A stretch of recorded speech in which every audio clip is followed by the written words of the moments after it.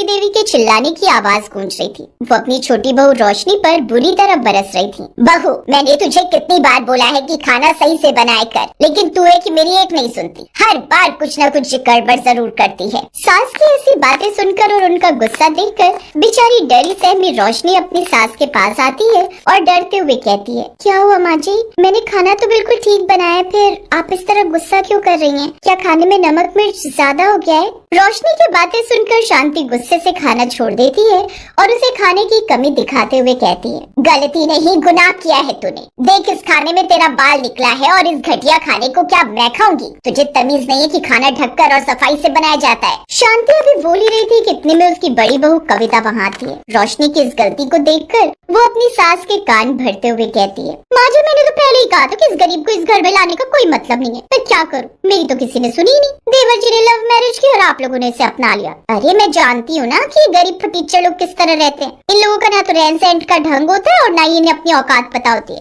खैर, अब जब देवर जी ने इस भिखारन से शादी कर ही ली है और इसकी एक बेटी भी है, तो आपको तो इसे झेलना ही पड़ेगा। जब से आई है इसने आपके बेटे को आपसे अलग कर दिया है और अब आपको ऐसा खाना खिलाकर भगवान के पास पहुंचाना चाहती है।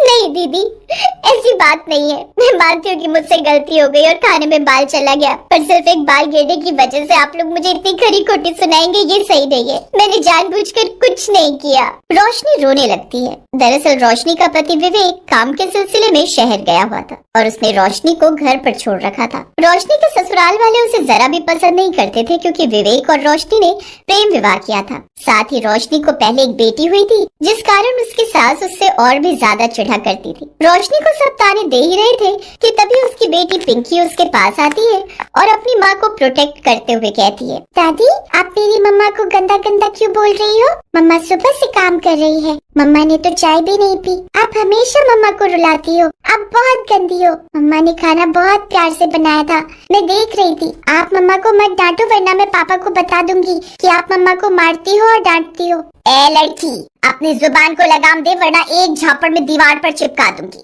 बड़ी आई अपनी माँ की वकालत करने वाली। शांति देख रही है तो इस कलमुही को अभी से इसके पर निकल आए हैं। अपनी माँ की तरह ही ये भी इस घर को नरक बना देगी। जैसी ये भिखारन माँ है, वैसी ये मनहूस बेटी। विवेक ने इस घर में कूड़ा लाकर भर दिया है। मेरा तो खून खोल रहा है इस लड़की को देखकर। माँ जी, आप क्यों अपना बीपी बढ़ा रही हो? इस गरीब के खून में जुबान लड़ाना लिखा है। रोशनी, तुझे शर्म नहीं आती अपनी 5 साल की बेटी को बड़ों के खिलाफ भड़काते हुए? तूने इसे सिखाया होगा ना कि दादी को गंदा बोलो। अरे माँ जी, मैं तो कहती हूँ ये जानबूझकर खाने में बाल डालती है ताकि आपको बीमार कर सके और इस घर पर कब्जा कर सके। इसकी नीयत शुरू से ही खराब है। ये चाहती है कि हम सब मर जाए और ये अकेली इस घर की मालकिन बन जाए। हाँ दीदी, भगवान के लिए रुक जाइए। आप लोग मुझ पर चाहे जितना गुस्सा कर लीजिए, लेकिन मेरी मासूम बच्ची को बीच में मत लाइए। मैंने उसे कुछ नहीं सिखाया, वो तो बस अपनी माँ को रोता देख बर्दाश्त नहीं कर पाई। और माँ जी, खाने में बाल गलती से चला गया होगा, मैंने जानबूझकर ऐसा कभी नहीं किया। मैं तो दिन रात आपकी सेवा करने की कोशिश करती हूँ ताकि आप मुझे एक बार दिल से अपना लें।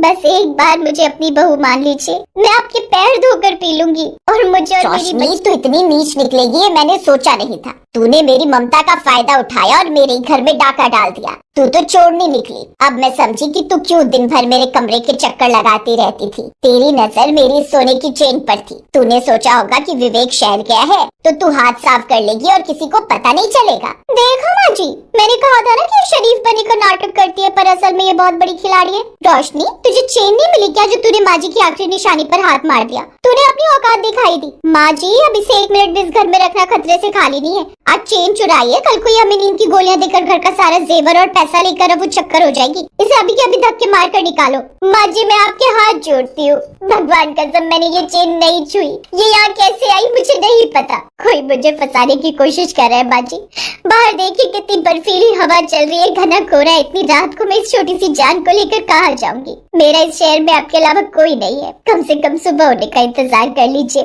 फिर मैं खुद चली जाऊंगी। मुझे बस आज की रात इस बरामदे में सो लेने दीजिए, मैं कमरे के अंदर भी नहीं आऊंगी। चुप कर छोड़नी, तेरा चेहरा भी नहीं देखना मुझे। निकल मेरे घर से अभी के अभी तू और तेरी ये नाजायज जैसी दिखने वाली बेटी। मेरे घर की दहलीज से बाहर जाओ। अगर 2 मिनट में तू बाहर नहीं निकली तो मैं पुलिस को फोन कर दूंगी और तुझे जेल भिजवा दूंगी। फिर वहीं सड़ना अपनी बेटी के साथ। निकल यहाँ से। शांति और कविता ने रोशनी को धक्के देकर घर से बाहर निकाल दिया। कड़ाके की ठंड में रोशनी बस स्टॉप पर पूरी रात ठिठुरती रही। अगले दिन उसने अपनी नाक की लौंग बेचकर कुछ पैसे जुटाए और सड़क के किनारे मजदूरों के लिए खाना बनाना शुरू कर दिया।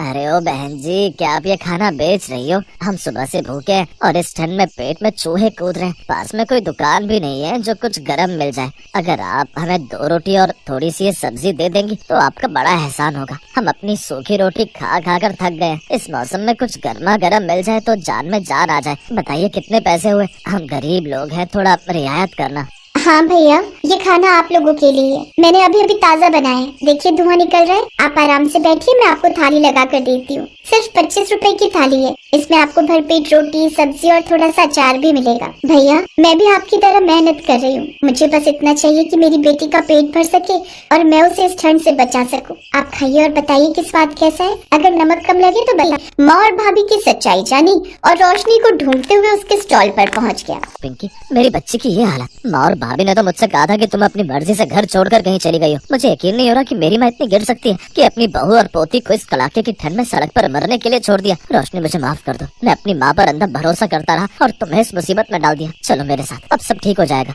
नहीं विवेक जी, अब कुछ ठीक नहीं हो सकता। जब मुझे आपकी सबसे ज्यादा जरूरत थी तब आप वहाँ नहीं थे। आपकी माँ और भाभी ने मुझे चोर कहा, मुझे गालियाँ दी और आधी रात को इस मासूम बच्ची के साथ सड़क पर फेंक दिया। उस रात जब मैं इस बेंच पर बैठी पिंकी को अपनी शॉल में छुपा कर रो रही थी, तब मेरे मन में बस एक ही ख्याल था कि मुझे अब किसी के एहसान पर नहीं जीना और मेरी मेहनत ने मुझे ये मुकाम दिया है। अब मैं इस घर में वापस जाकर फिर से वही जिल्लत की जिंदगी नहीं जी सकती। रोशनी, मैं तुम्हारी तकलीफ समझ सकता हूँ। मैं भी अब उस घर में वापस नहीं जाऊंगा जहाँ मेरी पत्नी का सम्मान नहीं। मैं तुम्हारे साथ यहीं रहूंगा, तुम्हारी मदद करूंगा। हम दोनों मिलकर इस काम को आगे बढ़ाएंगे। मुझे एक मौका दो कि मैं अपनी गलती सुधार सकूं और तुम्हें वो खुशियाँ दे सकूं जिसकी तुम हकदार हो। पिंकी बेटा, अपने पापा के पास आओ। अब तुम्हें कभी ठंड में नहीं सोना पड़ेगा। पापा, आप इतने दिन कहाँ थे? दादी ने मम्मा को बहुत मारा था, हमें घर से निकाल दिया। हम बहुत रोए थे।